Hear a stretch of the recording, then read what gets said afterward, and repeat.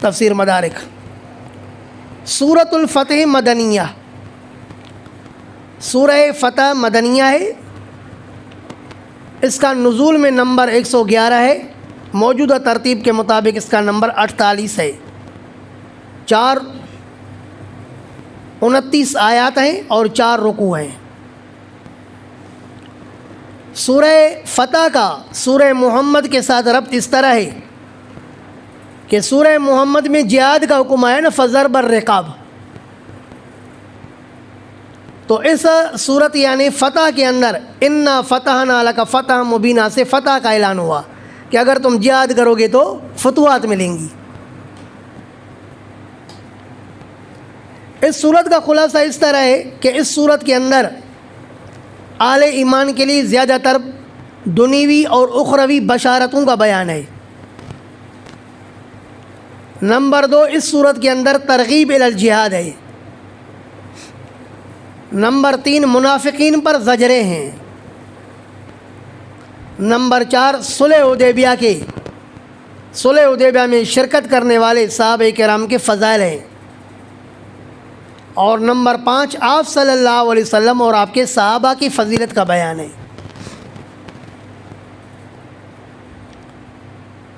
بسم اللہ الرحمن الرحیم، انا فتحنا لک فتحا مبینا، بے شک ہم نے فتح دی آپ کو فتح واضح۔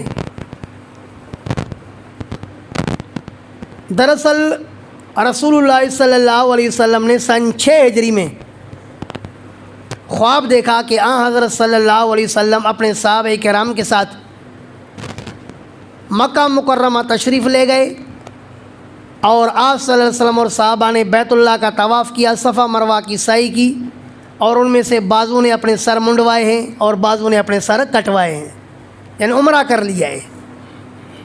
جب حضرت صلی اللہ علیہ وسلم نے صحابہ کرام کو یہ خواب بتایا تو صحابہ کرام کے بھی جذبات اٹھ پڑے اور عرض کیا اللہ کے رسول عمرے کے لیے ہم چلیں۔ تو حضرت صلی اللہ علیہ وسلم نے ذوالقعدہ کے اندر عمرے کا اعلان فرمایا۔ آپ صلی اللہ علیہ وسلم کم و بیش 1400 صحابہ کرام رضوان اللہ علیہم اجمعین کے ساتھ مدینہ منورہ سے مکہ مکرمہ عمرے کی نیت سے نکلے۔ جب حدیبیہ کے مقام پر آئے تو وہاں پر حضرت صلی اللہ علیہ وسلم کی اونٹنی بیٹھ گئی، تو آپ علیہ السلام نے فرمایا کہ یہ جو اونٹنی بیٹھی ہے نا، لگتا یہ کہ یہ اللہ کے حکم سے بیٹھی ہے۔ تو آپ صلی اللہ علیہ وسلم نے فرمایا کہ آج مشرکین مکہ مجھ سے جو بھی صلح کے لیے کوئی کسی شرط کا مطالبہ کریں گے، جب تک وہ اللہ رسول کے فیصلے کے خلاف نہیں ہوگا تو میں اس کو مانوں گا، کسی بھی طرح صلح کروں گا۔ اللہ نہیں چاہتا کہ جھگڑا ہو، کیونکہ اونٹنی یہاں پر بیٹھ گئی ہے۔ تو آپ صلی اللہ علیہ وسلم نے حضرت عثمان رضی اللہ تعالیٰ عنہ کو اپنے طرف سے سفیر بنا کر کے بھیجا کہ مشرکین مکہ کو جا کر کے اطلاع دو کہ ہم کسی لڑائی شڑائی کے ارادے سے نہیں آئے، ہم صرف عمرہ کرنے کے لیے ہیں، لہذا ہمارا راستہ نہیں روکو۔ لیکن مشرکین مکہ نے ان کا راستہ روکا، کہا کہ نہیں، ہم آگے آپ کو نہیں چھوڑ سکتے۔ تو اس موقع پر آمد رفت ہوتی رہی۔ سہیل بن عمر مشرکین مکہ کی طرف سے حضرت صلی اللہ علیہ وسلم کے پاس سفیر بن کر آیا اور پیارے نبی صلی اللہ علیہ وسلم کے ساتھ صلح کی باتیں کی، اور بالآخر صلح حدیبیہ کے مقام پر صلح نامہ طے ہوا، صلح نامہ تیار ہوا، جس کو دنیا صلح حدیبیہ کے نام سے یاد کرتی ہے۔ اس صلح حدیبیہ میں کچھ ایسے شرائط مسلمانوں نے قبول کیے جو بظاہر ان شرائط کے اندر کفار کا فائدہ نظر آ رہا تھا اور اسلام کا نقصان نظر آ رہا تھا۔ تو صحابہ کرام کو پریشانی تھی کہ آخر ہم اپنے آپ کو اتنا کمزور تو نہیں سمجھ رہے ہیں، پھر بھی ہم یہاں پر کمزوری کیوں دکھا رہے ہیں کہ ایسے شرائط جس میں محض ان کی رعایت ہے، ہماری رعایت نہیں، ایسے شرائط ہم کیوں قبول کر رہے ہیں؟ بہرحال حضرت صلی اللہ علیہ وسلم کے فیصلے کی وجہ سے صحابہ کرام نے صبر تو کیا۔ اس صبر کی بنیاد پر پھر اللہ رب العالمین نے اس صورت کے اندر صحابہ کرام رضوان اللہ علیہم اجمعین کو تسلیاں اور بشارات بھیجی۔ اللہ پاک نے فرمایا کہ تمہیں کیا معلوم کہ یہ صلح حدیبیہ تمہارے لیے نقصان کار ہے؟ فرمایا یہ تو تمہارے لیے فائدہ مند ہے، لہذا ہم نے اس صلح کی وجہ سے تو ہم نے فیصلہ کیا ہے کہ آپ کے لیے فتح خیبر ہوگا اور فتح مکہ ہوگا. تو اس کو اللہ نے یہاں بیان فرمایا انا فتحنا لک فتحا مبینا، بے شک ہم نے فتح دے دی آپ کو فتح واضح. کیونکہ فتح کا ملنا یقینی تھا نا، تو اللہ پاک نے اس کو ماضی کے صیغے کے ساتھ تعبیر کیا. حاصل کیا ہے؟ اے قضینا بفتح مکہ، تفسیر جلالین، ہم نے فیصلہ کیا ہے آپ کے لیے فتح مکے کے فتح کا. کیوں ہے؟ اچھا، یہ فیصلہ کیوں کیا؟ لیغفر لک اللہ ما تقدم من ذنبک وما تاخر، تاکہ جہاد کے ذریعے، اے بجہاد کا تفسیر جلالین، تاکہ اس جہاد کی وجہ سے مکہ کو فتح کرنے کے لیے جہاد کی وجہ سے بخش دے اللہ پاک ما تقدم من ذنبک، آپ کے ان خلاف اولا کاموں کو جو پہلے گزرے، وما تاخر، اور وہ جو بعد میں آپ سے ہوں گے. توجہ ہے، اللہ پاک نے فتح مکے کا فیصلہ کیا تاکہ جہاد کی نوبت آئے، اور جہاد کے ذریعے اللہ پاک آپ کے گزشتہ خلاف اولا کاموں کو جو آپ کر چکے ہیں ان کو بھی معاف کرے، اور جو بعد میں آپ سے خلاف اولا کام صادر ہوں گے اللہ ان کو بھی معاف کرنا چاہتا ہے. مثلا حضرت صلی اللہ علیہ وسلم کے پاس کفار آئے، آپ صلی اللہ علیہ وسلم کفار کو تبلیغ کر رہے تھے، تو عبداللہ بن ام مکتوم آیا، کہا اللہ کے رسول، اللہ نے جو آپ کو علم سکھایا مجھے اس میں سے سکھائیے. تو آپ علیہ السلام نے توجہ نہیں دی، کفار کے ساتھ بات کو جاری رکھا. تو اللہ پاک نے کیا فرمایا؟ عبس وتولی ان جاءہ الاعمی، کہ آپ تر شروع ہوئے، آپ نے اندھے کو چھوڑ کر کے اور آپ نے کفار کی طرف توجہ دی، یہ آپ نے اچھا نہیں کیا. تو یہ جو آپ صلی اللہ علیہ وسلم نے عمل کیا، یہ عمل کوئی ناجائز نہیں تھا، لیکن خلاف اولا تھا، جس پر اللہ پاک نے تنبیہ فرمائی. غزوہ بدر کے موقع پر اللہ کے رسول نے اکثر صحابہ کرام کے رائے کو لے کر کے فیصلہ کیا کہ بھئی قیدیوں کو فدیہ دے کر کے چھوڑ دیا جائے. تو اللہ پاک نے تنبیہ فرمائی. غزوہ تبوک کے موقع پر منافقین نے جھوٹے بہانے بنا کر کے آپ علیہ السلام سے اجازت طلب کی. اللہ پاک نے فرمایا لما اذنت لهم حتى يتبين لك الذين صدقوا وتعلم الكاذبين، آپ نے ان کو اجازت کیوں دی؟ آپ اجازت نہ دیتے تو سچے اور جھوٹے ظاہر ہو جاتے نا، اب ظاہر نہیں ہوئے. تو یہ اللہ کے رسول صلی اللہ علیہ وسلم سے خلاف کام ہو رہے تھے، خلاف اولا کام ہو رہے تھے. خلاف اولا کام جو حقیقت میں جائز کام ہوتا ہے لیکن بہتر کے خلاف ہوتا ہے، تو ایسا کام بھی انبیاء علیہ السلام کے حق میں بدرجہ ذم کے بن جاتا ہے. اللہ پاک ایسے کام کو بطور ذم کے ساتھ تعبیر فرماتے ہیں. اس کی مثال یوں سمجھے کہ آدم علیہ السلام کے لیے اللہ نے فرمایا فنسی آدم علیہ السلام صرف بھول گئے تھے، اس سے اجتہادی خطا ہو گئی تھی نہیں کے سمجھنے میں کہ نہیں متعین درخت سے ہے یا جن سے ہے،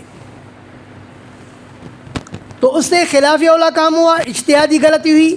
تو بھی اس نے کس سے تعبیر کیا؟ ربنا ظلمنا، کیونکہ حسنات الابرار سیئات المقربین، کہا جاتا ہے کہ نیک لوگوں کی جو نیکیاں ہوتی ہیں نا عام لوگوں کی، وہ مقربین کے گناہ شمار ہوتے ہیں. تو نبی کے حق میں خلاف اولا کام بھی جیسے بڑا بن جاتا ہے، اس لیے اللہ پاک نے خلاف اولا کام کو ذنب کے ساتھ تعبیر فرمایا ہے، لیکن حقیقت میں اللہ کے رسول سے کوئی ذنب صادر نہیں ہوا ہے. بات سمجھ میں آئی؟ تو مفہوم کیا ہوا؟ تاکہ معاف کرے اللہ پاک آپ کے اگلے پچھلے خلاف اولا کاموں کو. علماء دیوبند نے زیادہ تر جو ترجمہ کیا ہے وہ الفاظ کو دیکھ کر کے تاکہ معاف کرے اللہ پاک آپ کے اگلے پچھلے گناہوں کو. مولوی احمد رضا خان نے ترجمہ کیا ہے تاکہ معاف کرے اللہ پاک آپ کی وجہ سے آپ کے امت کے اگلے پچھلے گناہوں کو. تو آج کل بریلوی باقاعدہ پمفلٹ شائع کرتے ہیں، ان پمفلٹوں میں علماء دیوبند کے تراجم اور مولوی احمد رضا خان کے ترجمے کا تقابل بتاتے ہیں کہ دیکھو اس آیت کا ترجمہ ایک طرف سے علماء دیوبند کا ہے جو بے ادبی پر مشتمل ہے، اور ہمارے اعلیٰ حضرت کا جو ترجمہ ہے وہ عشق اور محبت پر مشتمل ہے۔ دیوبندیوں نے نبی علیہ السلام کو گناہ گار قرار دیا، جبکہ ہمارے اعلیٰ حضرت نے ہمارے نبی کا دفاع کیا۔ تو جان لو کہ یہ کہنا کہ علماء دیوبند نے یہ ترجمہ غلط کیا، یہ علماء دیوبند کے ساتھ انتہائی درجے کا ظلم ہے، اور یہ صرف پرائے تو ظلم کرتے رہے، اپنے بھی بسا اوقات ان کے اثر میں آتے رہے۔ جب ہم اپنی شیخ حضرت الاستاذ حضرت مولانا مفتی محمد زرولی خان صاحب رحمہ اللہ سے تفسیر جس سال پڑھ رہے تھے، تو حضرت نے بھی اس مقام پر کہا کہ علماء دیوبند نے غیر مناسب ترجمہ کیا۔ جب تفسیر ختم ہوا تو میں حضرت کے پاس چلا گیا اور میں نے عرض کی کہ استاد جی یہ وہ ترجمہ ہے جو صرف علماء دیوبند نے نہیں بلکہ خود مولوی احمد رضا کے باپ نے بھی کیا ہے۔ آپ کے علم میں ہوگا ایک بریلیوں کے رد میں کتاب ہے رضا خانی مذہب، سنا ہے نام اس کا؟ اس کے مصنف ہیں سید احمد قادری۔ یہ حضرت شیخ سرفراز خان صفدر کا شاگرد ہے، پکے دیوبندی تھے۔ اس نے دیوبندی حالت میں بریلیوں کے رد میں یہ کتاب لکھی تھی رضا خانی مذہب، پھر یہ بریلوی بن گئے۔ اس کے بعد پھر منافق قسم کا شخص بن گیا، لا الہ الا ولا الہ الا، پھر وہ ہمارے شیخ کے پاس بھی آتے 5 روپے نکالنے کے لیے، اور ہمارے شیخ لقد رضی اللہ عن المؤمنین اذ یبایعونک تحت الشجرہ، تو یہ آیت بیعت رضوان سے مشہور ہے، جس کا مفہوم یہ ہے کہ جن 1400 صحابہ کرام رضوان اللہ علیہم اجمعین نے حضرت صلی اللہ علیہ وسلم کے ساتھ ایک درخت کے نیچے بیعت فرمائی، تو یہ بیعت اللہ پاک کو ایسی پسند آئی کہ اللہ پاک نے ان بیعت کرنے والوں پر مومن ہونے کا فتویٰ لگایا کہ یہ مومن ہے، اور پھر اپنے لیے اپنے طرف سے ان کے لیے انعام کا اعلان فرمایا کہ اللہ پاک ان سے راضی ہو چکا ہے۔ تو ظاہر ہے جن کو اللہ پاک نے مومن کہہ دیا اور اللہ پاک نے ان سے خوشی کا اعلان کر دیا، تو اللہ پاک کو تو علم تھا نا کہ مستقبل میں ان کو کیا بننا ہے۔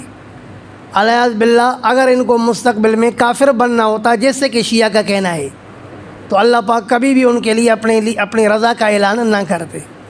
اللہ پاک کے رضا کا اعلان یہ دلیل ہے اس بات پر کہ یہ ایمان پر ثابت قدم رہیں گے۔ طبقات ابن سعد میں ہے کہ جس درخت کے نیچے صحابہ کرام رضوان اللہ علیہم اجمعین نے حضرت صلی اللہ علیہ وسلم کے ساتھ بیعت کی تھی، تو فاروق اعظم نے اس درخت کو کٹوا دیا تھا کہ لوگ اس درخت کی پوجا نہ کریں، برکت حاصل کر کر کے اس کو مؤثر بذات نہ سمجھنے لگے۔ اور بخاری میں بھی ایک مقام پر ایسی روایت گزری ہے کہ صحابہ فرماتے ہیں کہ جس درخت کے نیچے ہم نے نبی علیہ السلام کے ساتھ بیعت کی تھی، اگلے سال جب ہم آئے تو ہم میں سے کوئی یقین سے نہیں کہہ سکا کہ یہ فلاں درخت ہے، یعنی اللہ پاک نے ان سے بھلوا دیا تھا تاکہ کوئی اس درخت کو جو ہے نا پوجا نہ شروع کرے۔ لقد رضی اللہ عن المؤمنین، اور بے شک راضی ہو گیا اللہ ایمان والوں سے، اذ یبایعونک تحت الشجرہ، جب وہ بیعت کر رہے تھے آپ کے ساتھ درخت کے نیچے، فعلم ما فی قلوبہم، تو اللہ نے جان لیا اس چیز کو جو ان کے دل کے اندر تھی، کیا چیز؟ من الاخلاص، مدارک، فانزل السکینۃ علیہم، پس اللہ نے اتارا سکینے کو ان کے اوپر، اطمینان، وَأَصَابَهُمْ فَتْحًا قَرِيبًا، اور اللہ نے ان کو بدلے میں دے دی فتح قریبی۔ وہ کون سی فتح تھی؟ فتح خیبر۔ اچھا، وَمَغَانِمَ كَثِيرًا، اور اللہ نے ان کو بدلے میں دی اور بھی بہت ساری غنیمتیں، یَأْخُذُونَ، جس کو یہ لوگ لیتے رہیں گے۔ کیا مطلب؟ نبی علیہ السلام کے زمانے میں یا قیامت تک؟ جو بیت مسلمانوں جو غنیمت مسلمانوں کو ملیں گی اللہ نے ان تمام غنیمتوں کا مسلمانوں کے ساتھ وعدہ فرما دیا۔ وکان اللہ عزیزا حکیمہ، اور ہے اللہ غالب اور حکمت والا۔ وعدکم اللہ مغانم کثیرہ، اللہ نے تمہارے ساتھ وعدہ کیا ہے بہت ساری غنیمتوں کا، تاخذونہ جن کو تم لوگ لوگے قیامت تک۔ فعجل لکم ہاوی، پس اللہ نے جلدی کر دی تمہارے لیے اس غنیمت میں، یعنی مغانم خیبر مراد ہے۔ اللہ نے یہ تو آپ کو جلدی غنیمت عطا فرمائی، غنیمت خیبر کی۔ وکف ایدی الناس عنکم، اور روکا لوگوں کے ہاتھوں کو تم سے۔ کس کے ہاتھوں کو؟ اے اہل خیبر، مدارک اہل خیبر کے ہاتھوں کو تم سے روک دیا۔ وَلِتَكُونَ آیَةً لِّلْمُؤْمِنِينَ، اور اللہ نے یہ غنیمت اس لیے بھی عطا فرمائی تاکہ یہ کفایت جو اللہ کی طرف سے ہوئی نا، مدد، یہ ہو جائے آیَةً لِّلْمُؤْمِنِينَ، نشانی اہل ایمان کے لیے۔ وَيَهْدِيَكُمْ صِرَاطًا مُّسْتَقِيمًا، اور یہ کہ دکھائے تمہیں اللہ سیدھی راہ۔ وَأُخْرَى، اور اللہ نے تمہارے ساتھ وعدہ کیا ہے وَأُخْرَى، دوسری غنیمت کا بھی، لَمْ تَقْدِرُوا عَلَيْهَا، جس پر ابھی تک تم قادر نہیں ہوئے۔ وہ کون سی غنیمت ہے؟ فتح مکہ تھا، تفسیر قرطبی۔ جلدی جو آپ کو فی الفور غنیمت عطا فرمائی وہ خیبر کی، اور ایک دوسری فتح بھی تمہیں ملنی ہے جس پر ابھی تک تم قادر نہیں ہوئے ہو، لیکن قد احاط اللہ بہا، اللہ نے اس فتح کو آپ کے لیے گھیر کے رکھا ہے۔ اور وہ فتح کون سی ہے؟ فتح مکہ۔ وکان اللہ علی کل شیء قدیرا، اور ہے اللہ ہر چیز پر قدرت رکھنے والا۔ وَلَوْ قَاتَلَكُمُ الَّذِينَ كَفَرُوا، اور اگر لڑتے آپ کے ساتھ کافر، لَوَلَّوُا الْأَدْبَارَ، تو یقیناً یہ پھیرتے پیٹھوں کو۔ ارے مشرکین مکہ نے ہاتھ کھڑے کر دیے نا، نہیں لڑے نا وہ، اگر لڑتے تو پیٹ دے کر کے بھاگتے۔ ثُمَّ لَا يَجِدُونَ وَلِيًّا وَلَا نَصِيرًا، اور پھر نہ پاتے کوئی حمایتی نہ مددگار۔ سنت اللہ التی قد خلت من قبل، یہ جو اللہ نے تمہیں غلبہ دیا یہ اللہ پاک کی سنت ہے۔ سنت اللہ التی قد خلت من قبل، یہ انبیاء کو غلبہ دینا یہ اللہ کی سنت جاری رہی ہے جو گزری ہے اس سے پہلے۔ وَلَن تَجِدَ لِسُنَّتِ اللَّهِ تَبْدِيلًا، اور آپ ہرگز نہیں پاؤ گے اللہ کی سنت میں کوئی تبدیلی۔ جس طرح دیگر انبیاء علیہ السلام کو ہمیشہ ان کے مخالفین کے مقابلے میں اللہ پاک نے فتح عطا فرمائی، آپ کو بھی اے محمد اللہ پاک غلبہ دے کر ہی رہے گا۔ وَهُوَ الَّذِي كَفَّ أَيْدِيَهُمْ عَنكُمْ، جب مسلمان حدیبیہ کے مقام پر پہنچے تو مشرکین مکہ نے 40 افراد پر مشتمل، بلکہ 40 یا 50 افراد پر مشتمل ایک جماعت کو حضرت صلی اللہ علیہ وسلم اور صحابہ کرام کے پیچھے کرنے کے لیے بھیجا کہ کسی طرح موقع پا کر کے ان پر حملہ کرو۔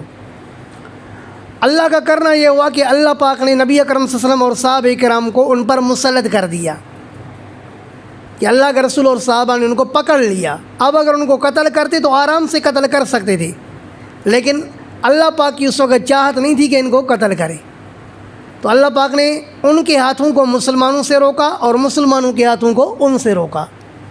وَهُوَ الَّذِي كَفَّ أَيْدِيَهُمْ عَنكُمْ، اور وہ اللہ وہ ذات ہے کہ روکا ان کے ہاتھ کو تم سے، وَأَيْدِيَكُمْ عَنْهُمْ، اور تمہارے ہاتھوں کو روکا ان سے، بِبَطْنِ مَکَّةَ، مکہ مکرمہ کے ایک وادی میں، مِن بَعْدِ أَنْ أَظْفَرَكُمْ عَلَيْهِمْ، بعد اس کے کہ فتح دی تھی تمہیں ان پر، تمہیں فتح بھی دی تھی ان پر، تم ان کو قتل کرتے تو قتل کر سکتے تھے، لیکن اللہ نے تمہارے ہاتھوں کو ان سے روکا۔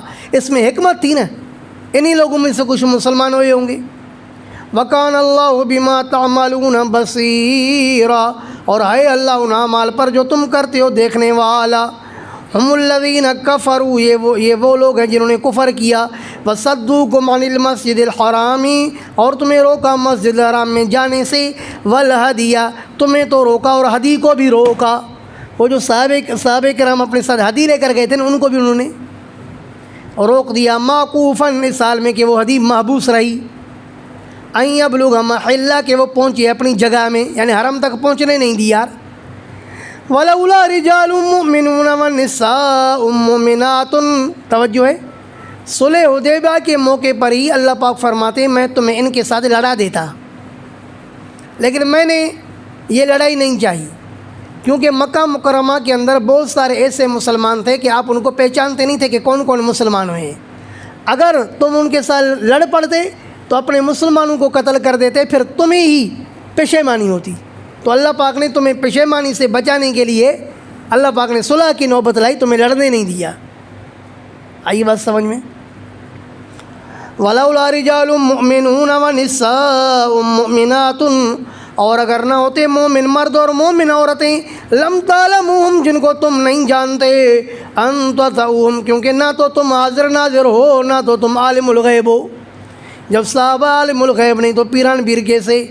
لم تعلموہم، فرمایا کہ آپ ان کو نہیں جانتے، ان تطعوہم، یہ کہ آپ ان کو روند ڈالتے، فتصیبکم منہم معرۃ، پھر تمہیں پہنچتی ان کی وجہ سے معرۃ اے شدت، سختی، مراد پشیمانی، بغیر علم، بغیر علم کے، لیدخل اللہ فی رحمتہ من یشاء،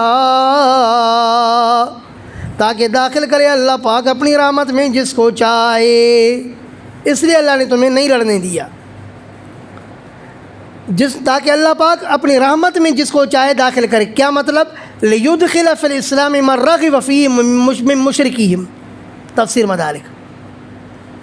یعنی اللہ کی چاہت یہ بھی تھی، لڑائی اس لیے بھی نہیں لگوائی کہ بہت سارے لوگوں کو اللہ پاک اسلام کے اندر داخل کرنا چاہتے تھے مشرکین میں سے، تو اللہ ان کو مروانا نہیں چاہتے تھے، تاکہ داخل کرے اللہ اپنی رحمت میں جس کو چاہے۔ لو تزیلوا، اور اگر یہ مومن کفار سے نا علیحدہ ہوتے، اگر مومن یہ کفار سے ان کے ساتھ ملے ہوئے نہ ہوتے، لعذبنا الذین کفروا منہم عذابا علیما، تو یقیناً ہم عذاب دیتے کافروں کو ان میں سے دردناک عذاب، لیکن ہم نے نہیں لڑایا آپ کو اس لیے کہ مسلمان قتل ہو جاتے۔ اذ جعل الذین کفروا فی قلوبہم الحمیۃ حمیۃ الجاہلیہ،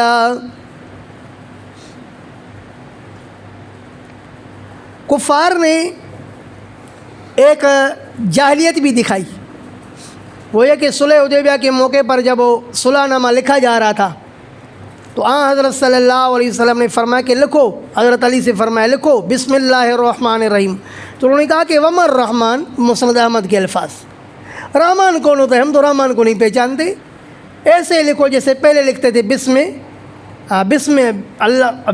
کا اللہم، بسم کے اس کے قریب قریب الفاظ ہیں، بسمک اللہم، بسمک اللہم، اس طرح لکھواؤ، بسم اللہ الرحمن الرحیم نہیں لکھواؤ، رحمان کو ہم نہیں جانتے۔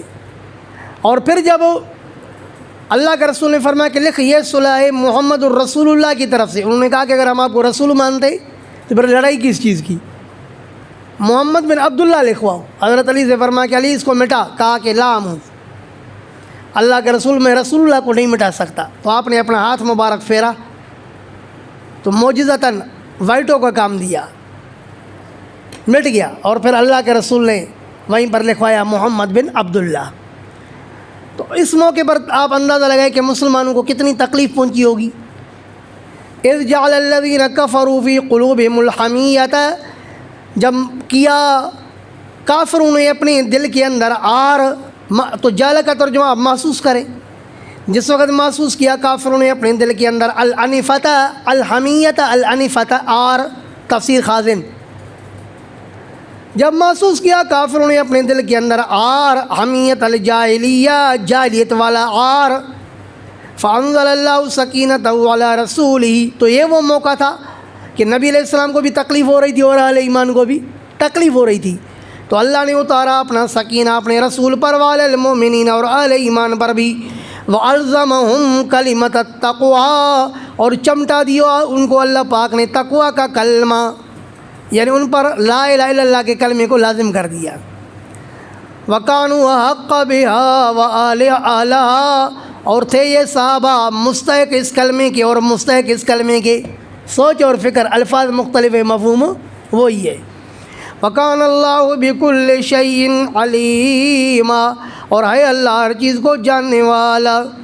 لَقَدْ صَدَقَ اللَّهُ رَسُولَهُ الرُّؤْيَا بِالْحَقِّ، دراصل جب نبی اکرم صلی اللہ علیہ وسلم صلح حدیبیہ سے واپس آ گئے تو منافقین نے مذاقیں اڑائی کہ بھئی خواب دیکھا تھا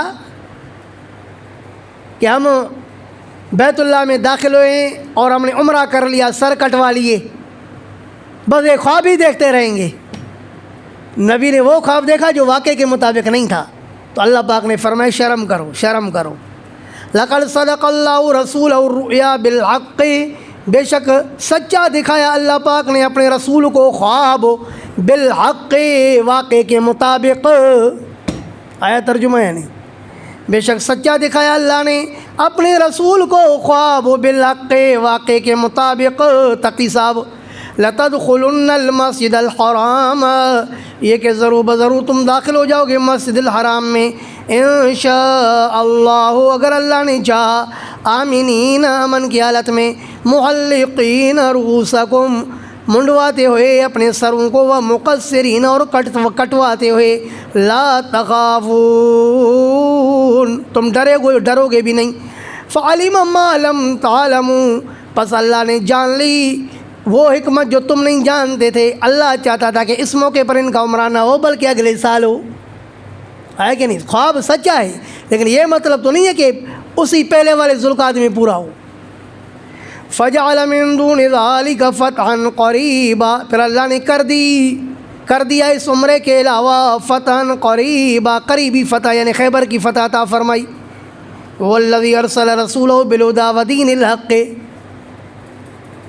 ذرا غور فرمائیں، سورہ اعراف میں اللہ پاک نے فرمایا والبلد الطیب یخرج نباتہ باذن ربہ، صحیح پڑھ رہا ہوں نا، کہ وہ جو پاکیزہ زمین ہوتی ہے تو وہ اللہ کے حکم سے پودے نکالتی ہے، زرخیز زمین پودے نکالتی ہے۔ والذی خبث، اور وہ زمین جو خبیث ہوتی ہے نا، بنجر، لا یخرج الا نکدا، تو اس کے پودے نہیں نکلتے ہیں الا نکدن، مگر ناقص، بنجر جو ہے۔ اب اللہ پاک نے زرخیز زمین اور گہراباد زمین کا ذکر کر کے فرمایا وَلَقَدْ أَرْسَلْنَا نُوحًا إِلَىٰ قَوْمِهِ، یاد آیا نہیں آیا کہ ہم نے نوح علیہ السلام کو بھیجا اس کی قوم کی طرف، کیونکہ نوح علیہ السلام کی قوم کی بھی دو قسمیں تھیں۔ نوح علیہ السلام کے قوم کی ایک قسم وہ تھی جو بنجر زمین کی طرح تھے، اور دوسری قسم وہ تھی جو آباد زمین کی طرح تھے۔ ایمان والوں کی مثال آباد زمین کی طرح، بے ایمانوں کی مثال بنجر زمین کی طرح۔ اب یہاں پر بھی وہی بات چل رہی ہے، غور کریں۔ والذی ارسل رسولہ بالہدی، یہاں پیارے نبی کے زمانے میں بھی لوگوں کی دو قسمیں معین الدین، پیارے نبی کے زمانے میں بھی بولو لوگوں کی دو قسمیں، بنجر اور آباد، بنجر اور زرخیز۔ ابو بکر، عمر، عثمان اور علی یہ زرخیز زمین کی طرح تھے، اور ابو جہل، ابو لہب، عتبہ، شیبہ یہ بنجر زمین کی طرح تھے، ٹھیک ہے۔ والذی ارسل رسولہ بالہدی، اور وہ اللہ وہ ذات ہے جس نے بھیجا اپنے رسول کو بالہدی، ہدایت دے کر، لا الہ الا اللہ کا کلمہ دے کر، ودین الحق، اور دین حق دے کر کے بھیجا۔ ارے یار، دین حق کا بیج دے کر کے بھیجا کہ جاؤ کھیتی میں بیج ڈالو، ٹھیک ہے۔ لیظہرہ علی الدین کلہ، تاکہ غالب کرے اس دین کو تمام دینوں پر، وَكَفَى بِاللَّهِ شَهِيدًا، اور کافی ہے اللہ پاک محمد کی صداقت کی گواہی کے لیے۔ ابو جہل اور ابو لہب کے صداقت کی گواہی کی ضرورت نہیں، بلکہ اللہ پاک گواہی کے لیے کافی ہے۔ اللہ گواہی دیتا ہے محمد الرسول اللہ، کہ محمد اللہ کا رسول ہے۔ والذین معہ، اور وہ جو رسول کے ساتھ ہیں، اشداء علی الکفار، وہ سخت ہوتے ہیں کافروں پر، رسول کے ساتھ ہی کافروں پر سخت ہوتے۔ وہ ایک شیعہ بدبخت نے پتہ ہے کیا کہا، کہ قرآن کہتا ہے کہ یہ کافروں پر سخت تھے اور آپس میں مہربان تھے، حالانکہ معاملہ اس کے الٹ ہے، یہ آپس میں ایک دوسرے کے دشمن تھے اور کافروں پر رحم دل تھے۔ اللہ عز باللہ، تاریخ کی طرف جا کر کے اس نے قرآن کو ٹھکرایا، یوں نہیں کیا ظالم نے کہ قرآن کی طرف آ کر کے تاریخ کو ٹھکراتا، بلکہ میں تو کہتا ہوں قرآن اور سنت اور تاریخ اس پر گواہ ہے کہ صحابہ کرام رضوان اللہ علیہم اجمعین کفر پر سخت تھے۔ اب وہ ابو بکر صدیق جس کے بارے میں آپ روزانہ خطبے میں سنتے ہو، ارحم امتی بامتی ابو بکر واشدہم فی امر اللہ عمر، کہ ابو بکر گو اہل ایمان پر رحم دل ہے، کیونکہ اذلۃ علی المؤمنین عزۃ علی الکافرین، مومن کی یہ وصف ہے کہ وہ مومن پر رحم دل ہوتا ہے اور کافر پر سخت ہوتا ہے۔ ابو بکر صدیق گو اہل ایمان پر رحم دل ہیں، باوجود اس کے تفسیر المعانی میں حضرت علامہ آلوسی رحمہ اللہ نے واقعہ نقل کیا کہ ایک دفعہ ابو قحافہ حضرت ابو بکر صدیق کے والد نے جناب نبی اکرم صلی اللہ علیہ وسلم کو سبا، برا بھلا کہا، تو ابو بکر صدیق نے اس کو ایسی چماٹ لگائی کہ وہ نیچے گر پڑا۔ سید عالم صلی اللہ علیہ وسلم کو پتہ چلا، فرمایا کہ ابو بکر تو نے اپنے باپ کو تھپڑ ماری؟ جناب ابو بکر صدیق نے عرض کیا، اللہ کے رسول یہ تو میرے پاس کچھ تھا نہیں اس لیے میں نے تھپڑ ماری، لو کان السیف قریبا منی لضربتہ، اگر تلوار میرے قریب ہوتی تو اپنے باپ کی گردن اڑا کے رکھ دیتا۔ یہ کفر پر سختی۔ حضرت علامہ ابن العسقلانی رحمہ اللہ نے الاصابۃ فی تمییز الصحابہ میں واقعہ نقل کیا کہ عبد الرحمن بن ابی بکر جب کفر کی حالت میں تھے غزوہ بدر کے موقع پر، تو اس نے جناب ابو بکر صدیق سے کہا کہ ابا جان بالکل آپ غزوہ بدر میں میری تلوار کے زد میں آ گئے تھے، میں اگر آپ کو قتل کرنا چاہتا تو کر سکتا تھا لیکن باپ ہونے کی وجہ سے چھوڑ دیا۔ تو جناب ابو بکر صدیق نے فرمایا اگر تو میری تلوار کے زد میں آتا تو کبھی بھی نہیں چھوڑتا۔ اندازہ لگائے، نہ باپ کو معاف کرتا ہے نہ اپنے بیٹے کو معاف کرتا ہے، کیونکہ کفر پر سخت ہے۔ فاروق اعظم غزوہ بدر کے موقع پر کہتے ہیں اللہ کے رسول جو جس کا قریبی رشتہ دار ہے وہ اس کو قتل کرے، ان کو چھوڑا جائے، ہرگز نہیں چھوڑیں گے ان کو، یہ کفر پر سختی ہے نا۔ ابو عبیدہ بن جراح کے بارے میں علامہ آلوسی نے روح المعانی میں لکھا کہ اس نے غزوہ بدر میں اپنے باپ کو قتل کر دیا، تو یہ کفر پر سخت ہے نا۔ آپس میں مہربان ہے، آپس میں مہربان ہے۔ وہ آپ کو واقعہ معلوم نہیں کہ جب ایک غزوہ احد کے موقع پر صحابہ کرام زخمی پڑے تھے اور ایک صحابی نے اپنے چچا زاد بھائی کو پانی پلانے کے لیے برتن آگے کیا تو دوسرے نے آواز دی ہائے پانی، تو اس نے کہا کہ میرے کو نہیں اپنے اس ساتھی کو پلاؤ۔ ابھی اس کے پاس لے کر گئے تو دوسرے نے آواز دی پانی، تو اس نے کہا میرے کو نہیں اگلے کو دے دو۔ تو کہتے ہیں 3-4 کے پاس میں چلتا گیا، جب پہلے اپنے چچا زاد بھائی کے پاس آیا تو وہ انتقال کر گیا تھا، اس کی روح پرواز ہو چکی تھی۔ تو یہ کیا ہے؟ رحماء بینہم، کفر پر سخت ہے اور آپس میں مہربان ہے۔ تو یہ دشمن ہمیں غلط تاثر دیتا ہے کہ آپس میں دشمن ہے۔ وہ دشمنی کا تاثر کہاں سے دیتا ہے؟ حضرت علی اور حضرت امیر معاویہ کے درمیان میں جنگیں ہوئی، لڑائیاں ہوئی، یہ تو ایک دوسرے کے خلاف سخت ہو گئے نا۔ اور بھائی سخت کہاں سے آئے؟ وقتی لڑائی کو کوئی سختی سے تعبیر کیا جاتا ہے۔ دو بھائی بھی آپس میں لڑتے ہیں، وقتی طور پر وہ ایک دوسرے کے دشمن ہوتے ہیں لیکن حقیقت میں دشمن ہوتے ہیں؟ ہرگز نہیں۔ سیر و اعلام النبلاء میں ہے کہ جب حضرت علی رضی اللہ تعالیٰ عنہ کا انتقال ہو گیا، حضرت امیر معاویہ رو رہے تھے۔ گھر والی نے کہا کہ جب وہ زندہ تھے تو اس کے ساتھ لڑتے رہے، اب اس کے لیے رو رہا ہے۔ کہا تجھے پتہ ہے کہ علم کا کتنا بڑا دروازہ دنیا سے چلا گیا ہے، میں اس کے لیے نہیں روں تو کس کے لیے روں؟ سیر میں لکھا ہے کہ اس دوران جب روم کے بادشاہ نے لشکر تیار کیا اور مسلمانوں کو اطلاع ہو گئی کہ روم کا بادشاہ ہمارے اوپر حملہ کرنا چاہتا ہے، تو حضرت امیر معاویہ نے اس رومی بادشاہ کو خط لکھا کہ اے رومی کتے، اگر تو اپنی حرکتوں سے باز نہیں آیا تو میں اور میرا چچا زاد بھائی علی ہم دونوں صلح کریں گے اور تمہارے اوپر زمین کشادہ ہونے کے باوجود بھی تنگ کر کے رکھ دیں گے۔ یہ پیار ہے یا دشمنی ہے؟ تو اس چیزوں کو لے کر کے دشمن کہتا ہے کہ نہیں، یہ آپس میں ایک دوسرے کے دشمن تھے، کفر پر مہربان تھے۔ فرمایا محمد الرسول اللہ، محمد اللہ کا رسول ہے، والذین معہ، اور وہ جو اس کے ساتھ ہیں، اشداء علی الکفار، یہ سخت ہیں کافروں پر، رحماء بینہم، اور مہربان ہیں یہ آپس میں، تراہم رکعا سجدا، آپ ان کو دیکھو گے اس حال میں کہ کبھی یہ رکوع میں ہوتے ہیں، سجدا کبھی سجدے میں ہوتے ہیں، یبتغون فضلا من اللہ ورضوانا، اور یہ طلب کرتے ہیں اللہ کے فضل اور اللہ کے رضا کو، سیماہم فی وجوہہم، ان کی نشانیاں ان کے چہرے میں موجود ہوتی ہیں، من اثر السجود، سجدوں کے نشان کی وجہ سے، وطائفۃ من الذین معک، سورہ مزمل میں جب آپ اٹھتے ہو تو صحابہ کی ایک جماعت بھی آپ کے ساتھ اٹھتی ہے تہجد کے لیے۔ ذالک مثلہم فی التوراۃ، یہ ان کا بیان ہے تورات کے اندر، ومثلہم فی الانجیل، اور یہ ان کا بیان ہے انجیل کے اندر، اور ابھی ان کا بیان آ گیا یہ قرآن کے اندر۔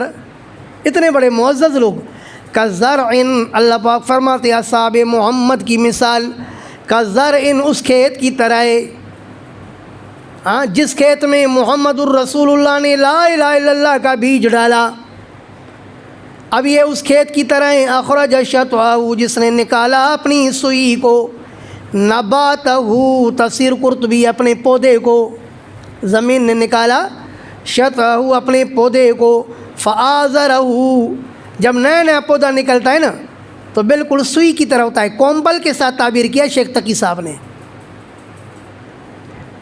فرمایا کہ اس کھیت کی طرح جو نکالتی ہے شطأہ، اپنی سوئی کو، سوئی کی طرح باریک ہوتا ہے، فآزرہ، پھر وہ زمین اس کو مضبوط کرتی ہے، فاستغلظ، پھر وہ سوئی موٹی ہو گئی، پہلے جب سوئی پودے کی نکلی تو سوئی کی طرح باریک، پھر ذرا اس کو مضبوط کیا زمین نے تو اب کیا ہو گیا، فاستغلظ، سوئی موٹی ہو گئی، فاستوى علی سوقہ، پھر وہ برابر کھڑی ہو گئی اپنی پنڈلی پر، اب یہ پودا مضبوط ہو گیا۔ اب جب مکمل کھیت تیار ہو گئی نا صحابہ کرام کی شکل میں، یعجب الزراع، اب یہ کھیت اچھی لگنے لگی، الزراع، کسانوں کو، وہ کون ہے، انبیاء علیہ السلام، جنہوں نے لا الہ الا اللہ کا بیج بویا، تو اب انبیاء کو اچھی لگی، محمد الرسول اللہ کو بھی اپنی بڑھتی ہوئی کھیت اچھی لگی، لیکن اللہ نے اس کھیت کو اچھا کیوں بنایا، لیغیظ بہم الکفار، تاکہ غصہ دلائے ان پر اللہ پاک کافروں کو، تاکہ جلائے اللہ پاک ان پر کافروں کو، کافر جلتا رہے، کفر آج بھی مرد آباد، کل بھی مرد آباد، صحابہ آج بھی زندہ باد، قیامت تک زندہ باد، لیغیظ بہم الکفار۔ اللہ نے اس کھیت کو کیوں تیار کیا، تاکہ غصہ دلائے اللہ بہم، ان کافروں پر، ان صحابہ پر، کن کو، الکفار، کافروں کو۔ اس آیت کے تفسیر میں حضرت امام قرطبی رحمہ اللہ متوفہ 671 تفسیر قرطبی میں فرماتے ہیں، قال مالک، حضرت امام مالک رحمہ اللہ نے فرمایا، من اصبح من الناس وفی قلبہ غیظ علی احد من اصحاب رسول اللہ صلی اللہ علیہ وسلم، جو صبح اسال میں کرے جس کے دل میں اصحاب محمد میں سے کسی کا بغض ہو، فقط اصابتہ هذه الآیت، تو یہ آیت کریمہ اس پر صادق آتی ہے کہ اللہ پاک اس کو کافر کہہ رہا ہے۔ بات سمجھ میں آ چکی ہے؟ لوگ کہتے ہیں صحابہ کے انکار سے کوئی کافر نہیں بنتا، حالانکہ صحابہ پر جلنے والے کو اللہ نے کافر بتایا ہے، تو کافر کیسے نہیں بنتا؟ صحابہ کرام کا منکر تو پورے دین کا منکر ہے نا، جو صحابہ پر اعتماد نہیں کرتا تو پھر صحابہ کرام کے جمع کے قرآن کو نہیں مان سکتا، صحابہ کرام کی بیان کردہ احادیث کو نہیں مان سکتا، تو صحابہ کرام کے بغیر نہ کوئی قرآن مانا جا سکتا ہے نہ حدیث مانی جا سکتی ہے۔ یہی وجہ ہے کہ شیعہ مذہب کا نہ تو موجودہ قرآن پر ایمان ہے نہ موجودہ حدیث پر ایمان ہے، تو جس مذہب میں صحابہ کرام پر اعتماد نہیں تو اس مذہب میں نہ قرآن نہ حدیث ہے، جس مذہب میں نہ قرآن و نہ حدیث ہو وہ مذہب اسلام ہو سکتا ہے؟ وعد اللہ الذین آمنوا وعملوا الصالحات، اور وعدہ کیا ہے اللہ نے ان لوگوں کے ساتھ جنہوں نے ایمان لایا، وعملوا الصالحات، اور کیے نیک اعمال، منہم، ان میں سے، یہ من بیانیہ ہے، تبعیض نہیں ہے کہ بعض، بلکہ اللہ نے ان سب سے وعدہ کیا ہے مغفرت کا، کیونکہ دوسری آیت میں نا وَكُلًّا وَعَدَ اللَّهُ الْحُسْنَى، اللہ نے ہر کسی کے ساتھ وعدہ کیا ہے بھلائی کا، جنت کا۔ تو تفسیر القرآن بالقرآن وہ کلن بتا رہا ہے کہ یہاں پر منہم میں بعض مراد نہیں ہے بلکہ کل مراد ہے، من بیانیہ ہے، من تبیزیہ نہیں ہے۔ اللہ نے وعدہ کیا ہے ان لوگوں کے ساتھ جنہوں نے ایمان لایا اور کیے نیک اعمال، ان میں سے مغفرتاً، ان کے ساتھ وعدہ کیا اللہ نے مغفرت کا، وَأَجْرًا عَظِيمًا، اور اجر عظیم کا۔ سورۃ الحجرات، سورہ حجرات مدنی ہے، نزول میں اس کا نمبر